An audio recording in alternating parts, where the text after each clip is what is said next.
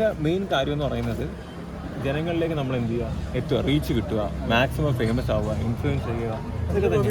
അതിൽ ഞാൻ ഹാപ്പിയാണ്, ഞാൻ സക്സസ്ഫുൾ ആണ്. ഇപ്പോഴും നിങ്ങളൊക്കെ വരുന്നത് ഇത്രയും വർഷം കഴിഞ്ഞിട്ട്, അത് തന്നെ വലിയ കാര്യം അല്ലേ. അല്ല, എന്നെ വിളിച്ചിട്ടുണ്ടായിരുന്നു ഈ പ്രാവശ്യം, ഗസ്റ്റായിട്ട് പോകാൻ വേണ്ടി വിളിച്ചിട്ടുണ്ടായിരുന്നു. പക്ഷെ താല്പര്യം, ഞാൻ എൻ്റെ നിലപാടിൽ അടിയുറച്ച് നിൽക്കുന്നു. കാരണം ബിഗ് ബോസ് പല സമയത്തും പല നിലപാടാണ് കാണിച്ചിട്ടുള്ളത്. സത്യമല്ലേ? ഇപ്പോഴും മുന്തും തള്ളും അത് ഇതൊക്കെ ഉണ്ടായിട്ടും അവർക്ക് ഇഷ്ടമുള്ളതാണ് പേ ചെയ്യുന്നത്. കോർപ്പറേറ്റ് കമ്പനിയല്ലേ, നമുക്കൊന്നും ചെയ്യാൻ പറ്റും, നമ്മളൊക്കെ സാധാരണക്കാരല്ലേ. ഈ അനുമോളുടെ പി ആർ വർക്കാണ് അതിൽ കൂടുതൽ അനുമോളുടെ പി ആർ വർക്കാണ് അതിൽ കൂടുതൽ സംസാരിക്കുന്നത്. ഇല്ല, എല്ലാവർക്കും പി ആർ ഉണ്ടെന്നല്ലേ പറഞ്ഞത് അല്ലേ?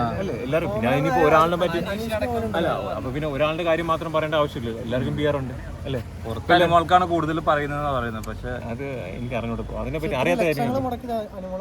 16 ലക്ഷം എന്നൊക്കെയാണ്. അല്ല, എനിക്ക് അറിഞ്ഞൂടാ. അത്രയും 16 ലക്ഷം രൂപയ്ക്ക് ഒരു പി ആർ വർക്ക് കൊടുക്കാനുള്ള ഇതുണ്ടോ? അത് പി ആർ എത്ര വേണമെങ്കിലും കൂടെ. നമ്മുടെ പ്രധാനമന്ത്രിക്ക് പി ആർ ഉണ്ടല്ലോ, അത് കൊടുക്കണൊക്കെ രൂപയല്ലേ. എന്ത് ചോദിക്കുന്നത്?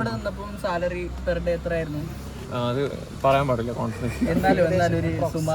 സത്യസന്ധമായിട്ട് പറഞ്ഞാൽ 25,000 ഉണ്ടായിരുന്നു. ഞാൻ ഡോക്ടർ ആയതുകൊണ്ടാണെന്ന് തോന്നുന്നു.